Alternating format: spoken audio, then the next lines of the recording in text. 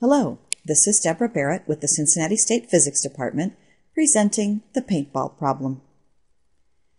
The gauge reads 100 psi on a 61 cubic inch cartridge of compressed air at 40 degrees when you quit paintball and toss the cartridge in the car. You arrive at the recharge station on a sunny, warm afternoon several days later with the cartridge at 80 degrees. What does the pressure gauge read then? We'll let this first cartridge represent time 1 and the second cartridge represent time 2. So I have equating that I can do. 100 psi would be a pressure, and since they say that's what the gauge reads, I'm going to call this the pressure on the gauge at time 1 of 100 psi. Then we have a 61 cubic inch cartridge. We know that cubic inches are a measurement of volume, so at time 1 we have 61 cubic inches. The cartridge is at 40 degrees, so the temperature at time 1 is 40 degrees. And that's all the information we're given about time 1.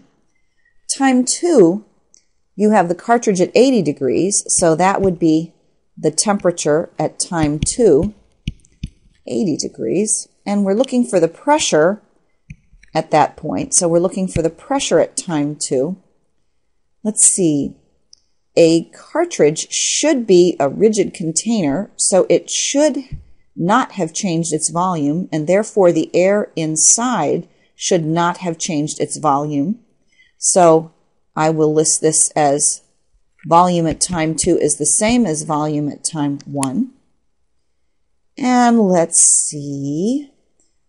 We also would be wise to list the information about the mass of the gas, because we're talking about a gas changing somewhat, and therefore we'll probably use the gas law, the combined gas law, pressure, volume over mass times temperature, staying constant.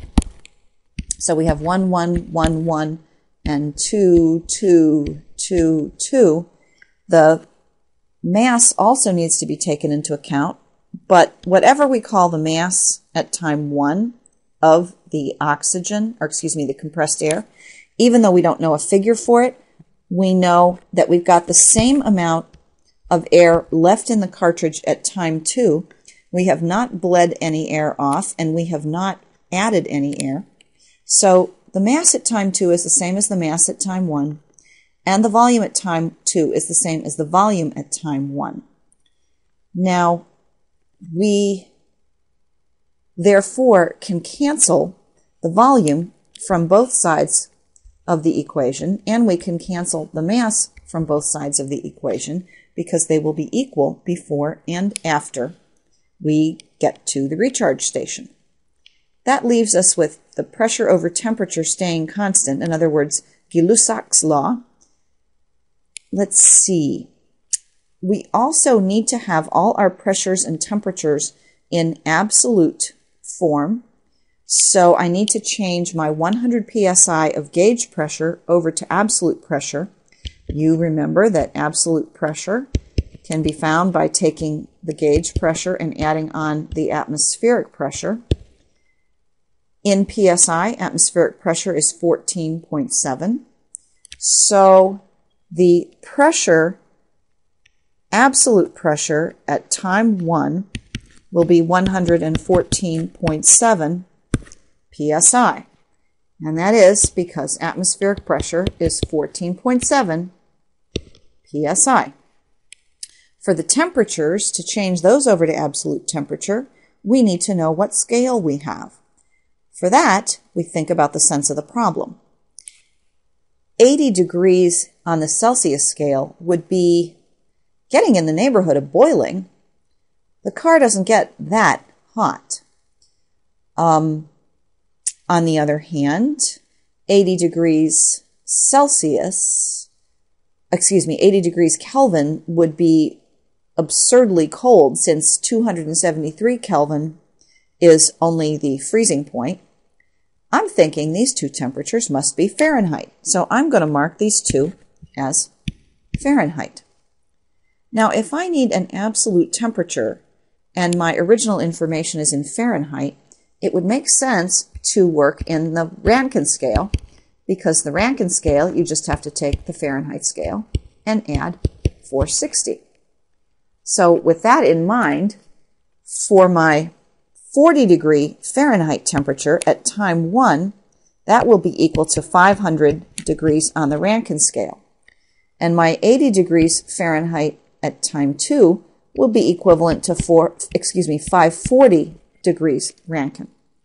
So now I've updated and completed all that data in terms of absolutes. Next, I'll take my equation and I will solve it for my unknown, which is P2. So I'll multiply both sides by T2. So pressure at time 2 will equal the pressure at time 1 times the temperature at time 2 divided by the temperature at time 1. And then filling in information. Pressure at time 1 we found as, here it is, 114.7 psi.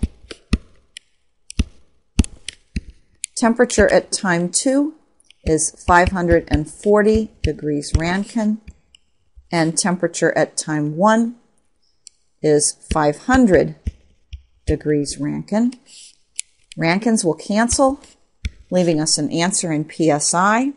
And now if we punch the buttons, we're taking 114.7 times 540 divided by 500. I'm getting 123.9 psi. Now, this is the pressure at time 2, but since the gas laws work with absolute pressures, this is an absolute pressure.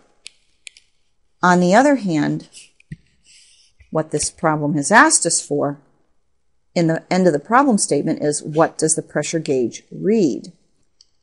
The pressure gauge is not going to show the absolute pressure, so we need to do a switch using, again, the fact that the absolute pressure is equal to the gauge pressure plus atmospheric pressure. This time we have the absolute pressure and we're solving for the gauge pressure, so I'm going to subtract the atmospheric pressure from both sides and get gauge pressure equals the absolute pressure minus atmospheric pressure.